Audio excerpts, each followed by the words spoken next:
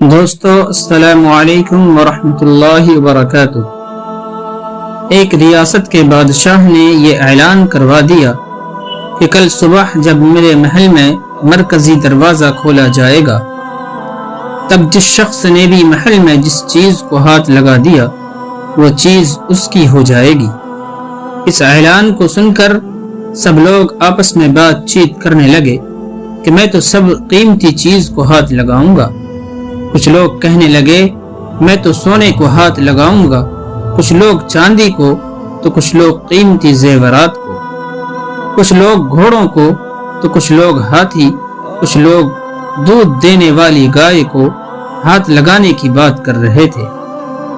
جب صبح محل کا مرکزی دروازہ کھلا اور سب لوگ اپنی اپنی من پسند چیزوں کے لیے دوڑے، سب کو اس بات کی جلدی تھی کہ پہلے میں اپنی من پسند چیزوں کو ہاتھ لگا دوں تاکہ وہ چیز ہمیشہ کے لیے میری ہو جائے۔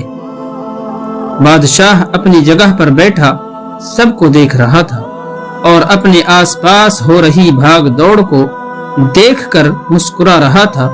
اسی وقت اس بھیڑ میں سے ایک شخص بادشاہ کی طرف بڑھنے لگا اور آہستہ آہستہ چلتا ہوا بادشاہ کے پاس پہنچ کر اس نے بادشاہ کو چھو لیا۔ بادشاہ کو ہاتھ لگاتے ہی بادشاہ اس کا ہو گیا اور بادشاہ کی ہر چیز بھی اس کی ہو گئی۔ جس طرح بادشاہ نے ان لوگوں کو موقع دیا اور ان لوگوں نے غلطیاں کی، ٹھیک اسی طرح ساری دنیا کا مالک بھی ہم سب کو ہر روز موقع دیتا ہے۔ لیکن دوستو افسوس، ہم عقل کے اندھے لوگ بھی ہر روز غلطیاں کرتے ہیں۔ ہم اللہ کو حاصل کرنے کے بجائے اللہ کی بنائی ہوئی دنیا کی چیزوں کی آرزو کرتے ہیں۔